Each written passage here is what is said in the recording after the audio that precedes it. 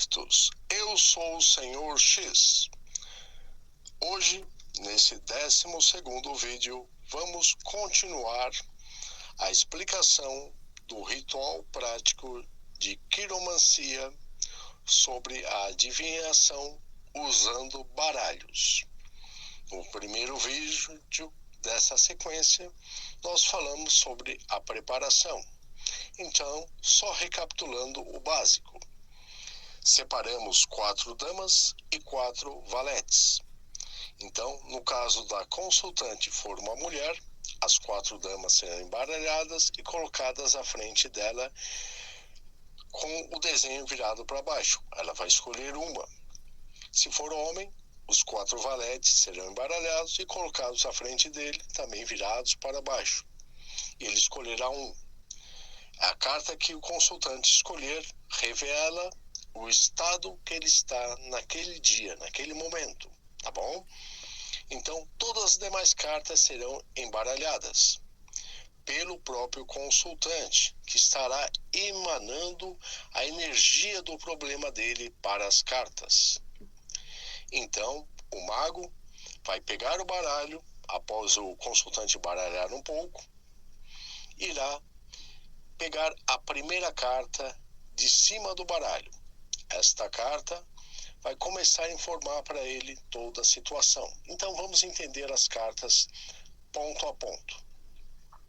Primeiramente, as cartas são divididas entre 2 tipos: as cartas maiores e as cartas menores.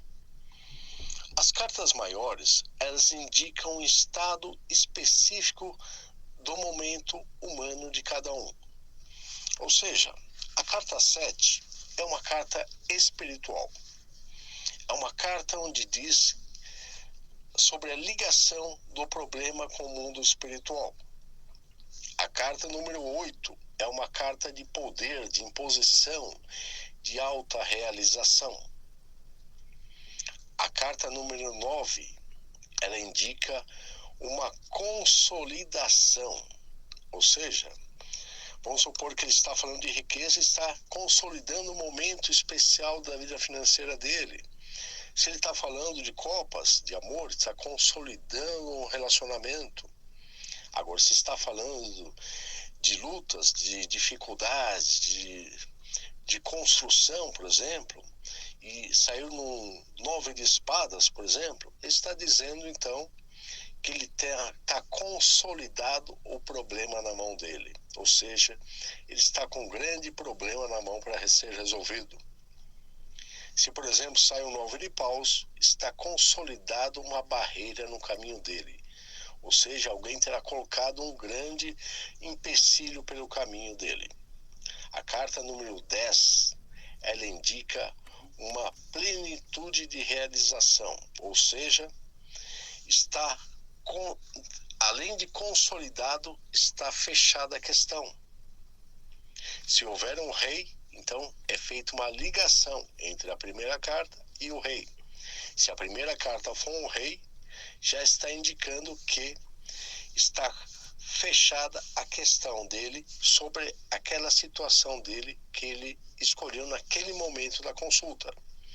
Ou seja, se a carta que ele pegou foi digamos, um valete de copas, que indicava que o problema dele era amoroso, e na sequência ele me pega um rei de copas, está dizendo o quê?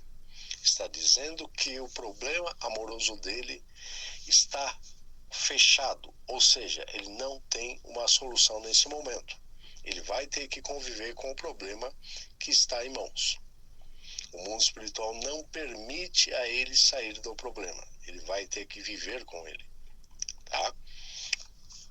Agora, se foi outra carta, então nós continuamos a leitura. Se as leituras começarem cartas baixas, abaixo de 7, então significa que houve uma redução de situação. A carta número 6 é uma das cartas de estabilidade. Então, é uma das cartas que indica que o problema está resolvendo, está reduzindo a intensidade do problema ou está reduzindo a quantidade de uma situação.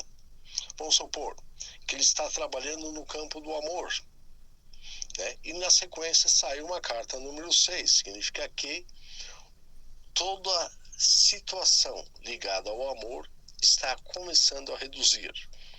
Normalmente, o 6, quando ele sai numa consulta de relacionamento, significa que o relacionamento está passando naquele momento por uma instabilidade. E não está instável, ele está com um momento de instabilidade. Provavelmente ele brigou com alguém, ou ela brigou com alguém, com o seu cônjuge, ou com a pessoa a ela ligada, e gerou essa instabilidade momentânea. Mas é um 6, então ele não é algo insolúvel. É algo que se resolve com uma certa facilidade.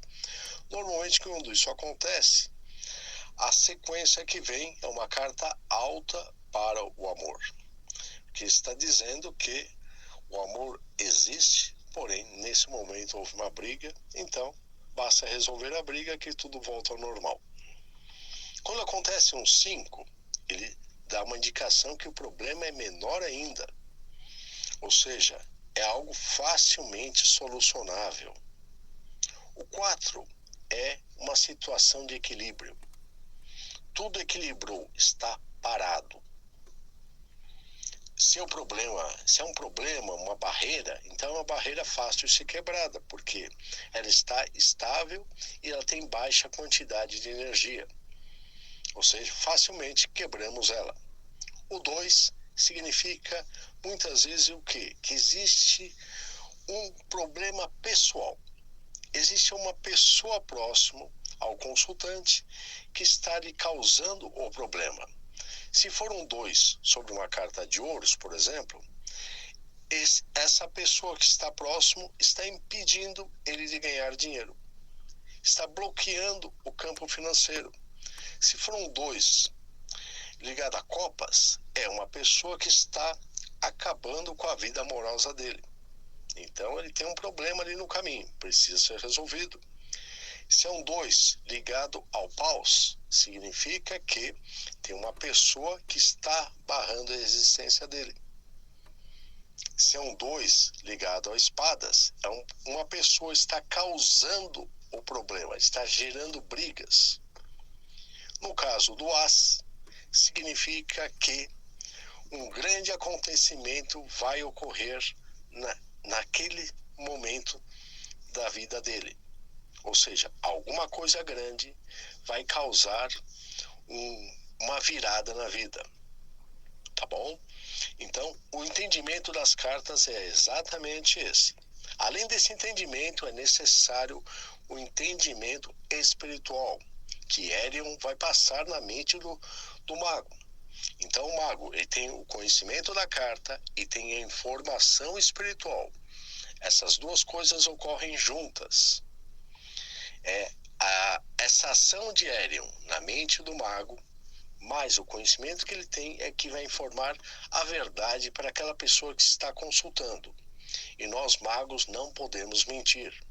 E nem sempre a informação que vai para o consultante é o que ele quer ouvir, nem sempre é uma boa informação. Muitas vezes são más notícias. Mas se ele buscou a consulta, ele tem que estar pronto para ouvi-la. Tá? Espero que tenham gostado e ainda temos mais uma etapa nesse aprendizado.